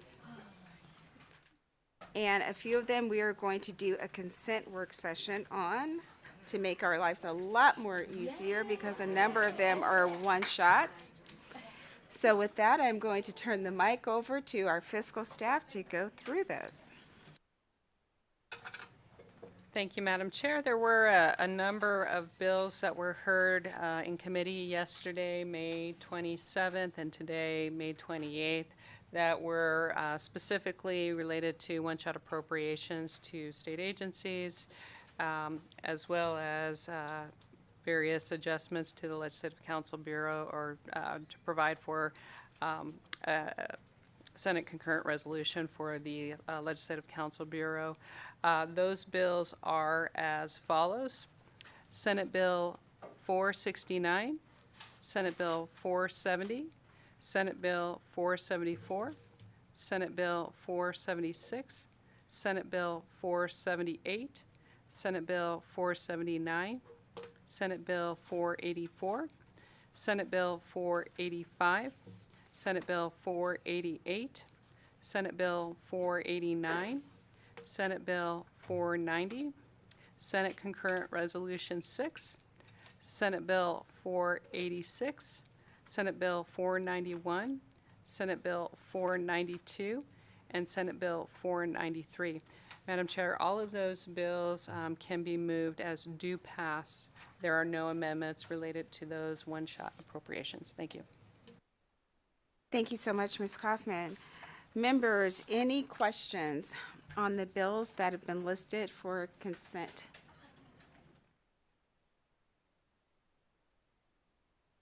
Do you need us to go through the list again? They were all one-shots. Yes. Assembly Member Hafen. Chair, happy to do a consent agenda to vote yes out of a committee, but reserve my right on the floor since looks like there's about 20 of them, and do look forward to reading every single one of them later. You haven't kept up with me? I have, but I just got to pull my notes. Okay. So I just want to say thank you for consenting. Assembly Member O'Neill. Chair, I've just got to say, it's impossible to keep up with you. I don't know how you do it. Any other comments? Not seeing any, I'll accept a motion. We have a motion to do pass from Assembly Member Bacchus, a second from Assembly Member Hadigi. Any discussion on the motion? Not seeing any, all in favor, please say aye. Aye. Any opposed? And the motion carries.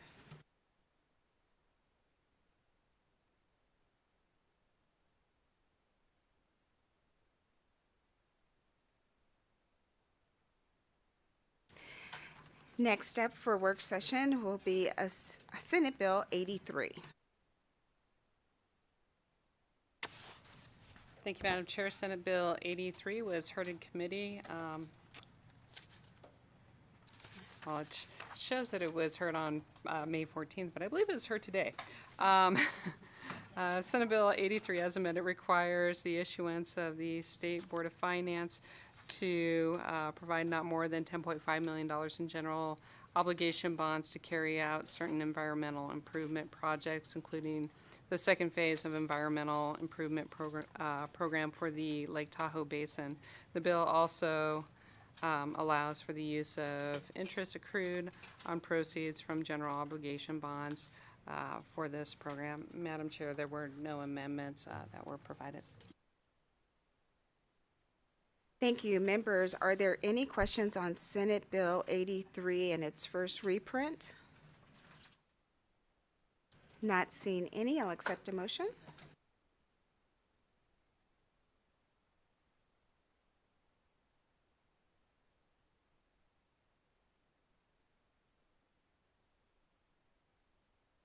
We have a motion from Assembly Member Bacchus, a second from Assembly Member Watts. Any discussion on the motion?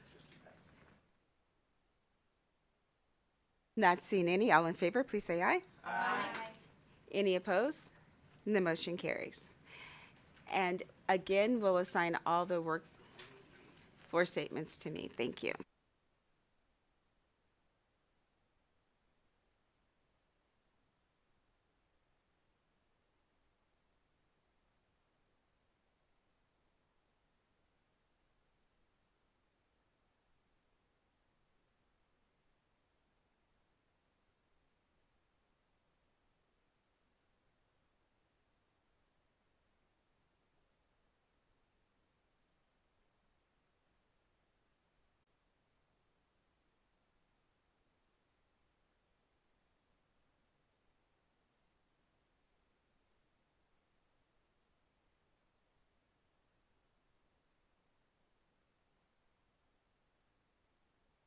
Oh, wait.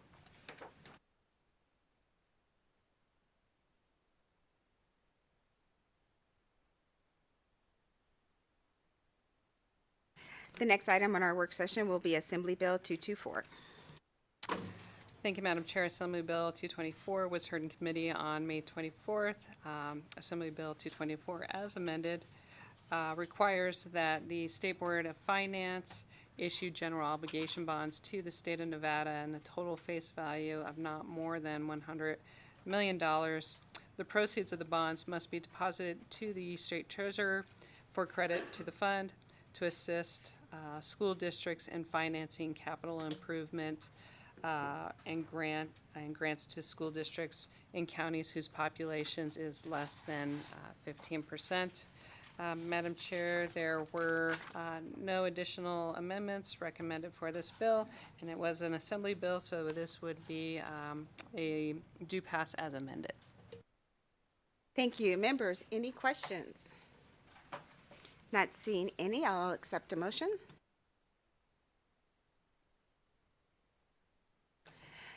Thank you so much. We have a motion from Assembly Member Bacchus, a second from Assembly Member Hodeggy. Any discussion on the motion?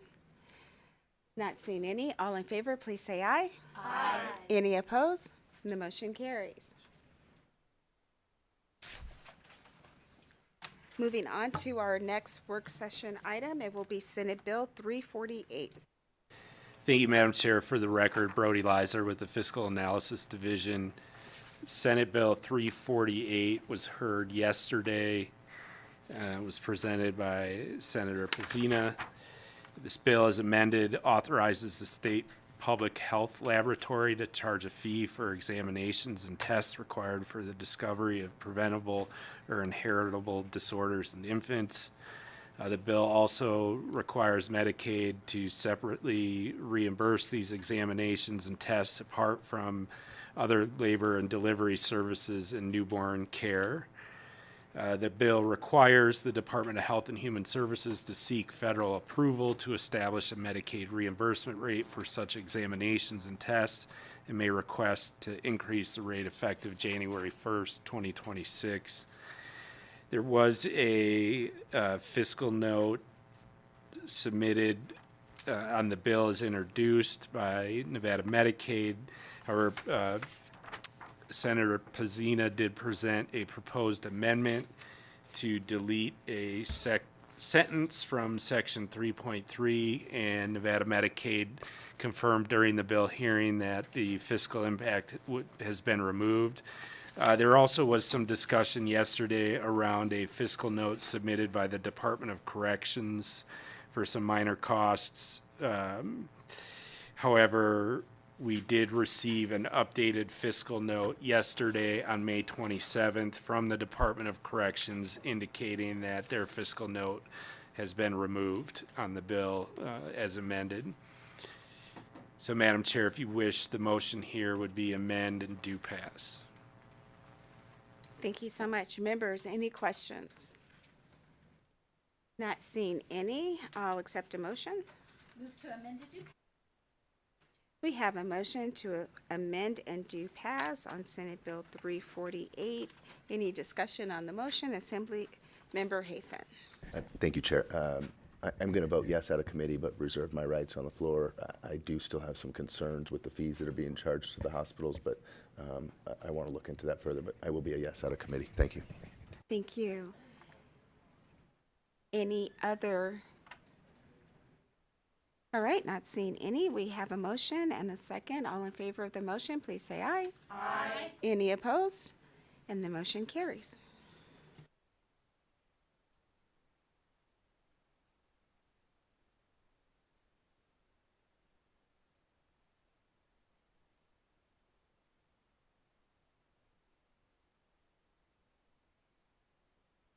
The next item on our work session will be Senate Bill 454. Thank you, Madam Chair. Assembly Bill 454 was heard in committee yesterday. It extends the temporarily extends the increase of the cap on the highway collection spent by the Department of Motor Vehicles on administrative costs from 22% to 27%, and it is extended all the way through June 30th, 2027. There are no amendments recommended for this bill, so this would be a do pass. Thank you so much. Members, any questions on this temporary extension to increase the cap for DMV? Not seeing any, then I will accept a motion. Move to do pass. Second. We have a motion from Assemblymember Bacchus, a second from Assemblymember Hadigi. Any discussion on the motion? Seeing none, all in favor, please say aye. Aye. Any opposed, say nay. And the motion carries. Thank you. And moving on to the next item on our work session, it will be Senate Bill 445. Thank you, Madam Chair. For the record, Brody Leiser. Senate Bill 455 was heard in the committee yesterday as well. This bill renames the 455, sorry, SB? Senate Bill, are we good? I made the mistake. It's No, no. Senate Bill 455. All right. Sorry, for the record, Brody Leiser. Senate Bill 455 was heard yesterday.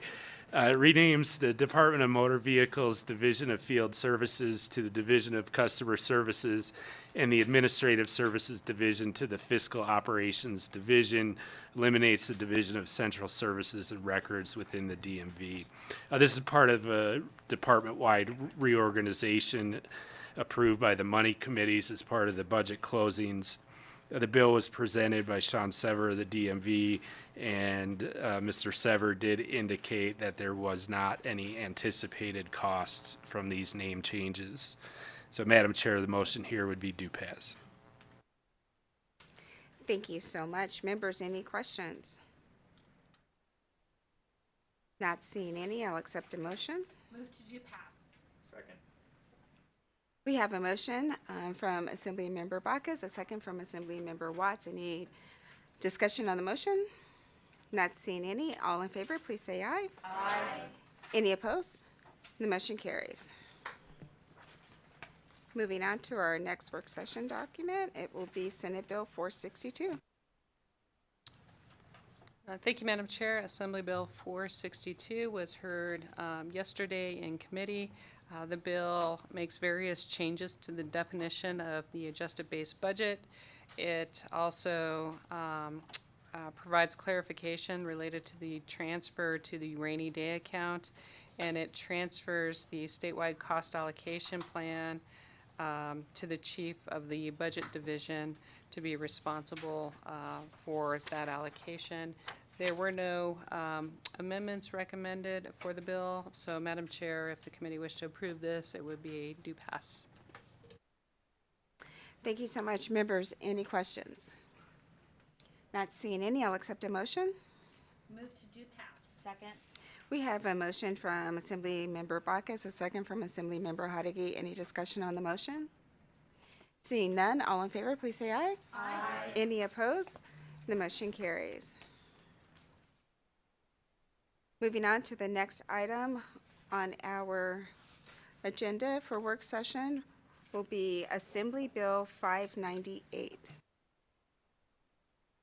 Thank you, Madam Chair. For the record, Brody Leiser. Assembly Bill 598 was presented last night before the committee. It was presented by Speaker Yeager as well as Jeremy Aguero. Assembly Bill 598 exempts the development of certain land for qualified project or cottages to provide services related to behavioral health issues in children undertaken by the Campus for Hope Foundation or its successor organization. Madam Chair, there were no amendments presented with this bill, so the motion here would be do pass. Thank you so much. Members, any questions? Not seeing any, I'll accept a motion. We have a motion from Assemblymember Bacchus, a second from Assemblymember Hodeggy. Any discussion on the motion? Not seeing any, all in favor, say aye. Aye. Any opposed? The motion carries.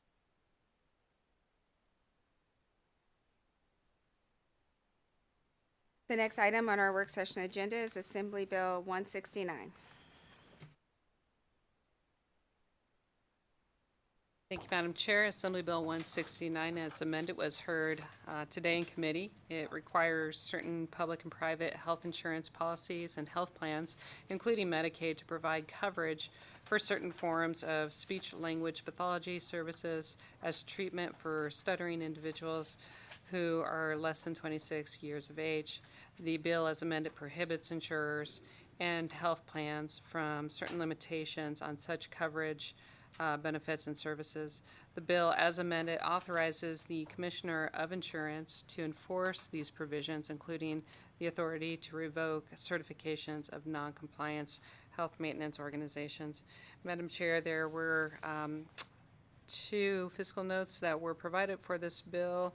However, it has been determined that the Department of Health and Human Services Division of Healthcare Finance and Policy had indicated they could absorb the costs associated with this, and Speaker Yeager had provided a conceptual amendment to remove PEB from the provisions of the bill, which would also eliminate their fiscal impact. And so, Madam Chair, if you wish to move this bill, it would be an amend do pass as amended.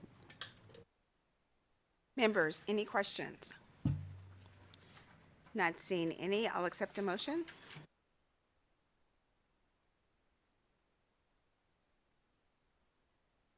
We have a motion from Assemblymember Bacchus, a second from Assemblymember Hodeggy. Any discussion on the motion? Not seeing any, all in favor, please say aye. Aye. Any opposed? The motion carries.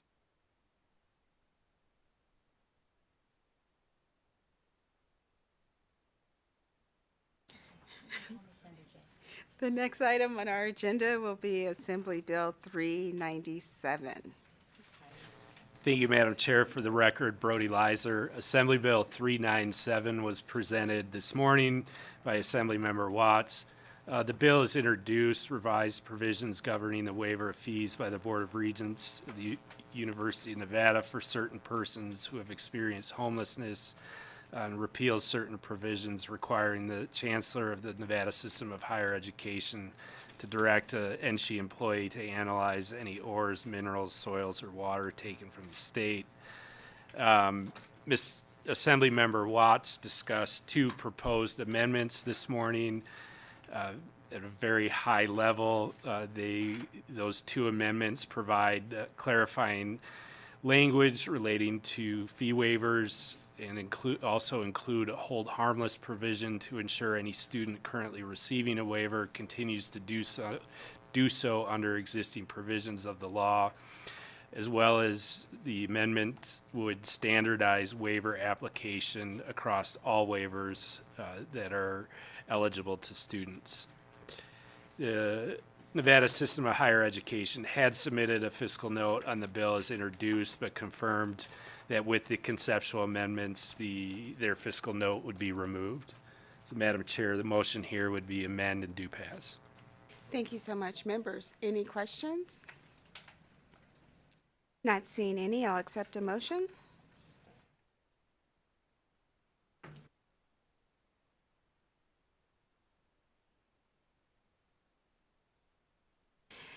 Thank you.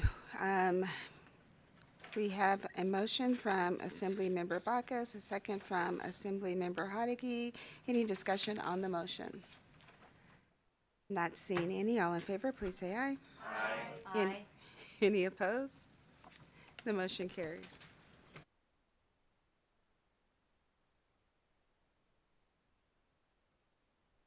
The next work session item is Assembly Bill 460. Thank you, Madam Chair. Assembly Bill 460 was heard today in committee. Assembly Bill 460, as amended, authorizes the Office of the Secretary of State to establish a form for parents or guardians to nominate a guardian for a minor, which may be filed in an electronic Nevada lockbox.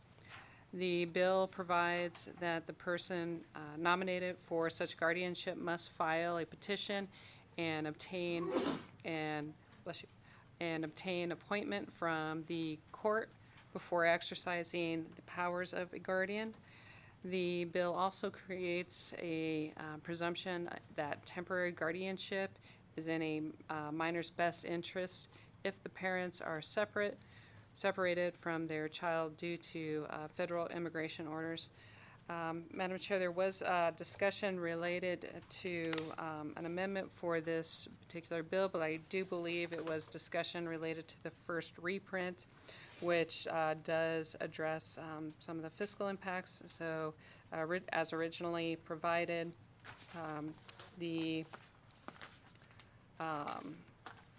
the bill had a general fund appropriation of $1 million in each year of the 2025 to 27 biennium to the Department of Education. However, as amended, that section was removed. In addition, the Department of Health and Human Services, Division of Family, Child and Family Services had a fiscal note on the bill as introduced, and that related to Section 6. However, in the first reprint, Section 6 was struck, and so those two components of the bill were addressed. And so, Madam Chair, I believe this would be a due pass as amended. Thank you so much. Members, any questions?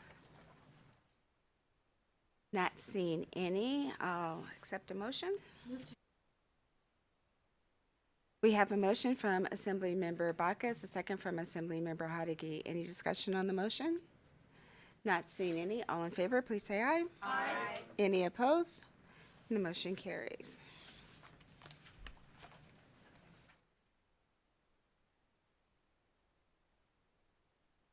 Moving on to the next work session item, it is Senate Bill 498. Thank you, Madam Chair. For the record, Brody Leiser. Senate Bill 498 was heard this morning.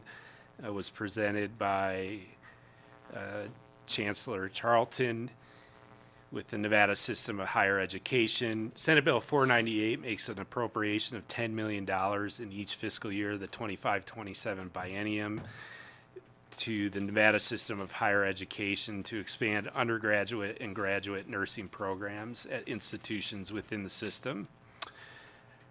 Madam Chair, in addition, there was a proposed amendment discussed this morning to the bill that would add general fund appropriations of $2.5 million for the Nevada State University North Las Vegas site for academic programming, as well as add general fund appropriations of $1,511,999 for Western Nevada College to complete deferred maintenance at the Aspen building.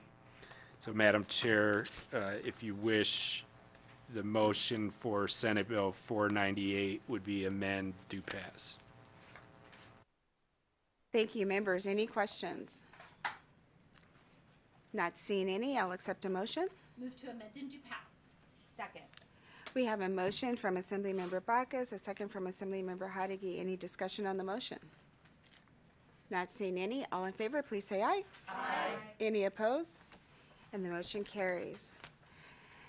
And moving on to the last item that we'll be doing on our morning work session, that will be Senate Bill 499. Thank you, Bill. Thank you, Chair. Assembly Bill 499 was heard today in committee. Senate Bill 499 includes provisions to effectuate certain decisions made by the joint money committees when approving the budgets for the State Department of Conservation, Natural Resources, Division of Forestry. Senate Bill 499 establishes a new out-of-state fire suppression budget account under the division. It also provides for a $10 million general fund appropriation to this new non-reverting account. I would note that there was a discussion today related to the chair's proposal to amend SB 499 to include an additional general fund appropriation of $17,359,038.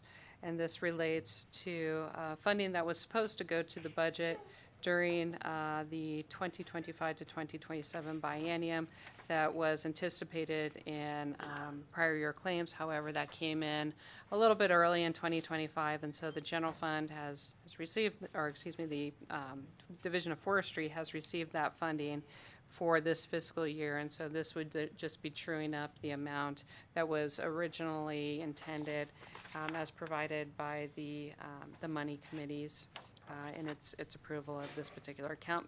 So, Madam Chair, if the committee wished to approve this, it would be an amend do pass. Thank you so much. Members, are there any questions? Not seeing any, I'll accept a motion. Move to amend and do pass. Second.